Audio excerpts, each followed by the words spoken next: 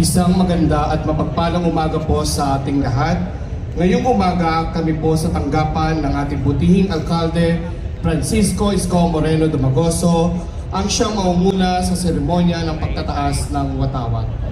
Ang lupang hinirang ay sa saliw ng banda ng Maynila. Ang panalangin ay sa pangungunahan ni Ms. Kyle Nicole Amirao from the Office of the Secretary to the Mayor. Ang panunumpa ng katapatan sa watawat ng Pilipinas sa pamumuno ni Director Dale Evangelista ng Manila Sports Council. Muli sa saliw ng banda ng Maynila ang ating sabay-sabay na pag-awit ng Maynila. Ang panunumpa ng kawani ng gobyerno sa pamumuno ng Officers in Charge of Electronic Data Processing, Sir Fortune Palileo. Ang panata ng Bagong Pilipinas sa pangunguna muli ni Ms. Kyle Nicole Amirao at ang himno ng Bagong Pilipinas.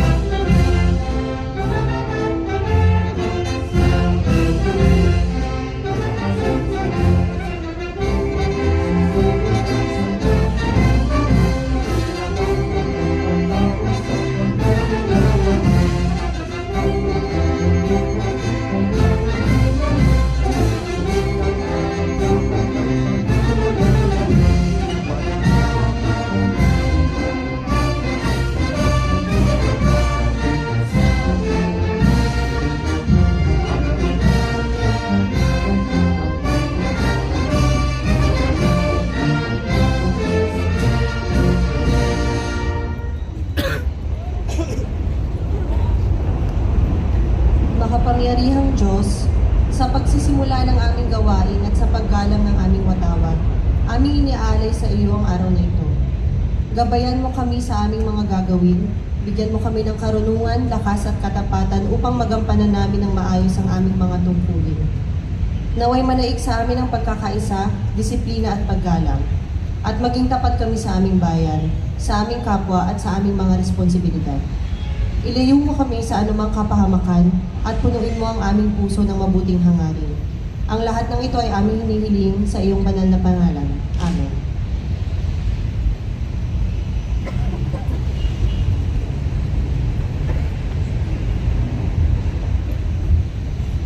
Taas po natin ang ating kanang kamay sa panunumpa sa watawat.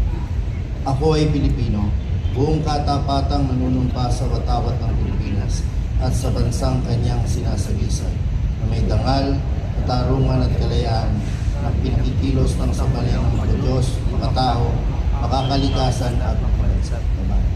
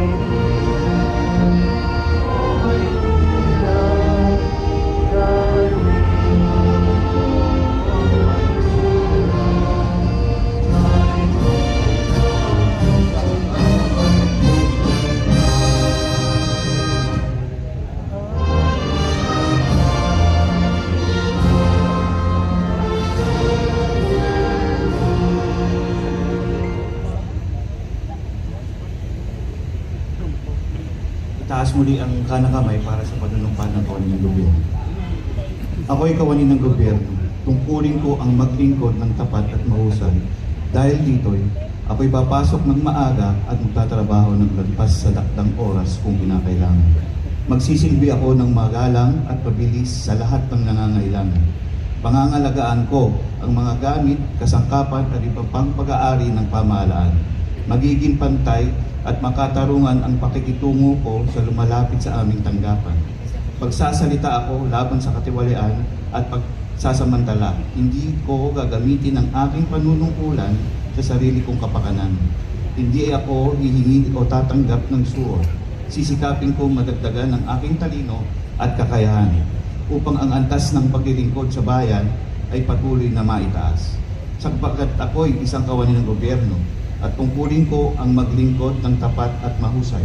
Sa bayan ko at sa panahong ito, ako at ang aking kapwa kawani ay kailangan tungo sa maunlad, masagana at mapayapang Pilipino. Sa harap ninyong lahat, ako'y taus-pusong nanunumpa.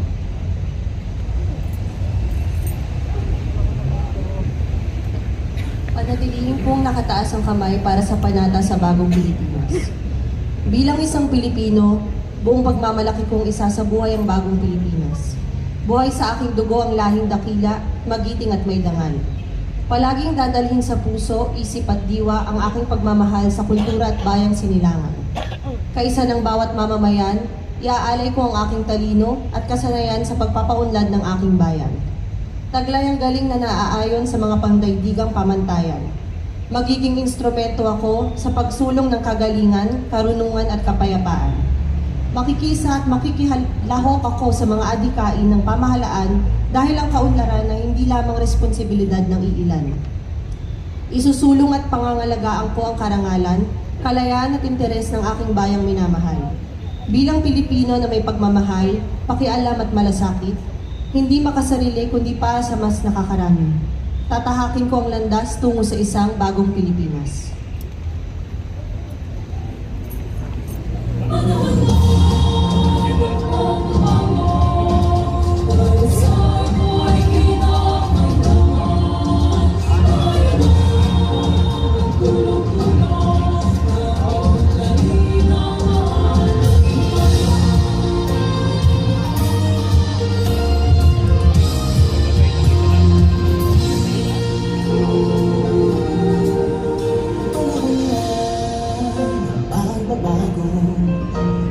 Sa ito ay kinakailangan tayo na tulong-tulong maging ang mahal nating bayan.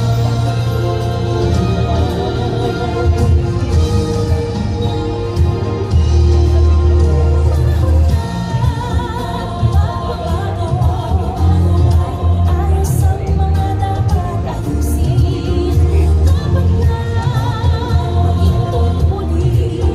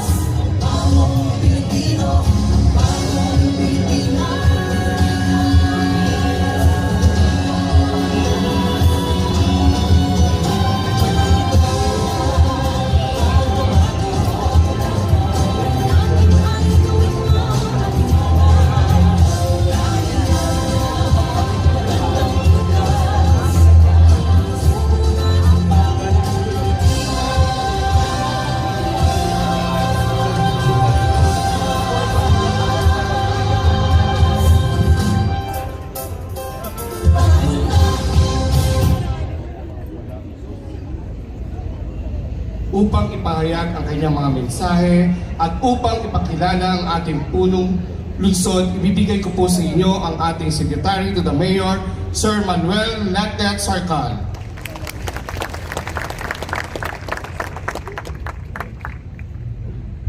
Thank you, Kagawad.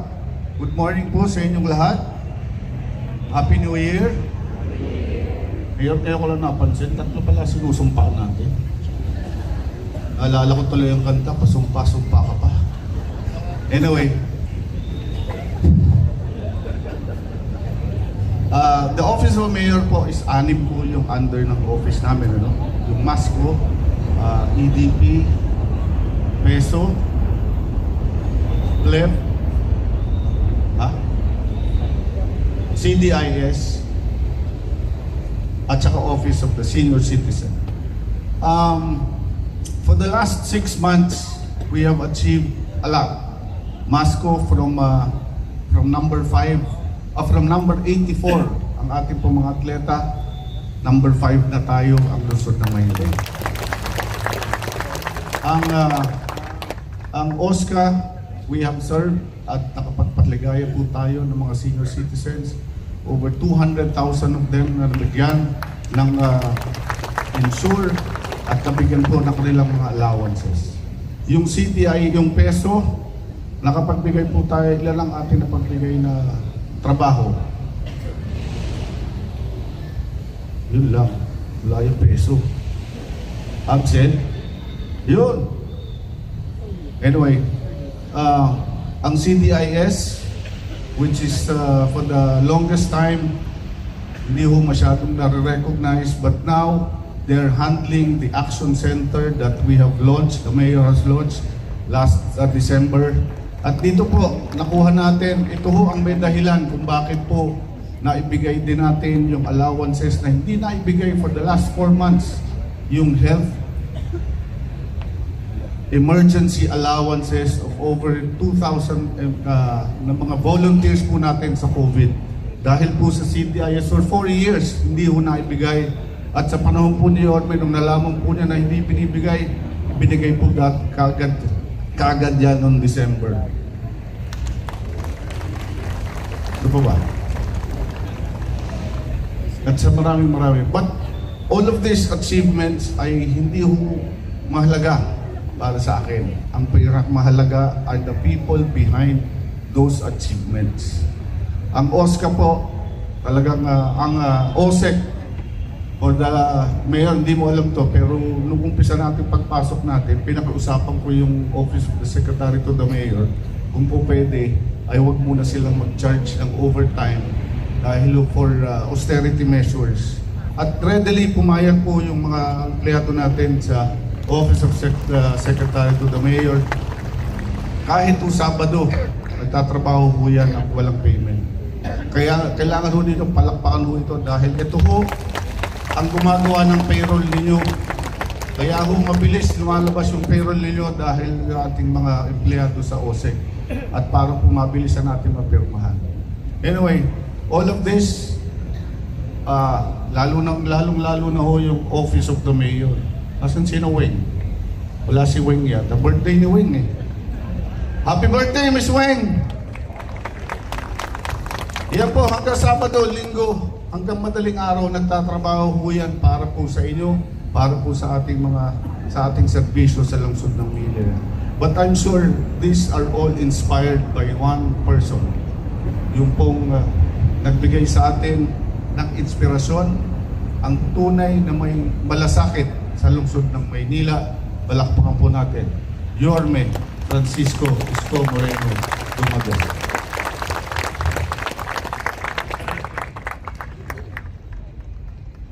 Thank you, Secretary Letlet Sarcal.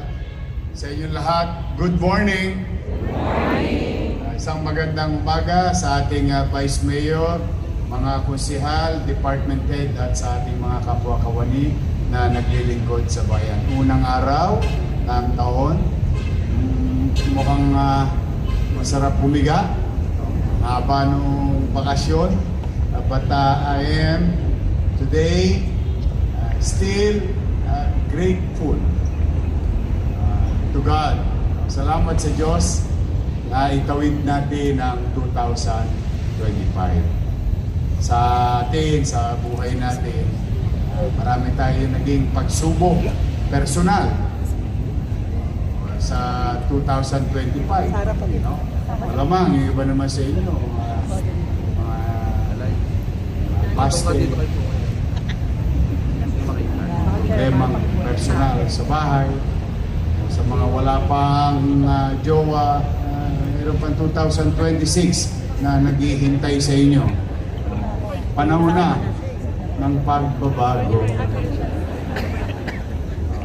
Baka kailangan lang baguhin lang yung taste.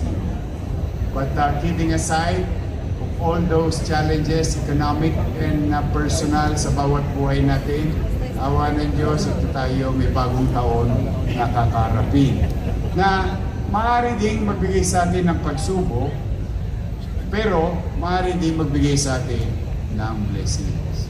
Kaya patuloy tayong manalig at maniwala na may Diyos sa buhay natin lahat.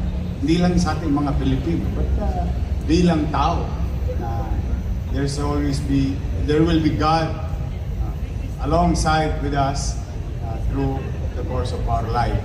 And we must continue to believe. We must do our best and God will take care of the rest.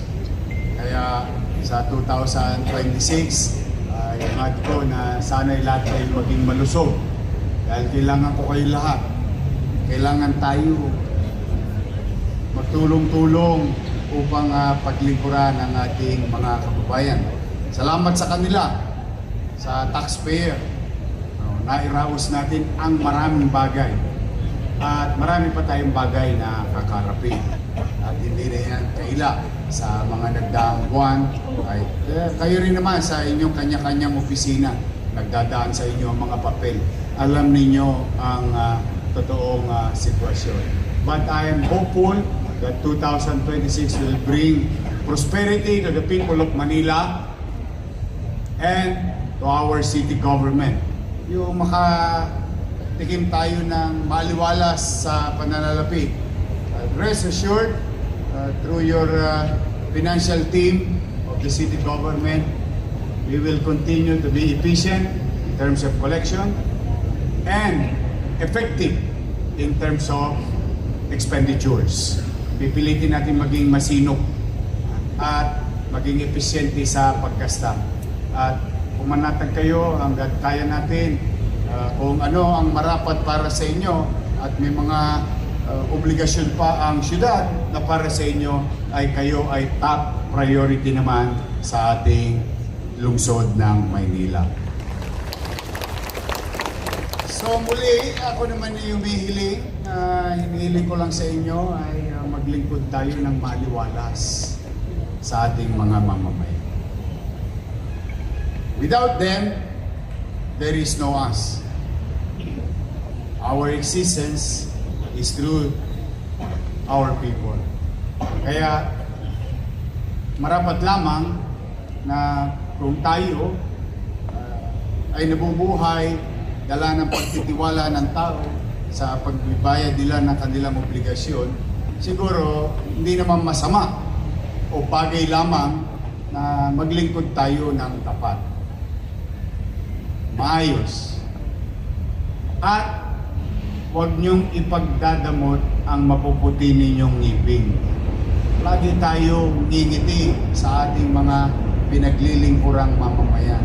The least thing that we can do for them, maliwalas na pakikitungo, may paggalang sa kapwa, hindi lamang sa co-workers, but also those people who will come in and out of our office.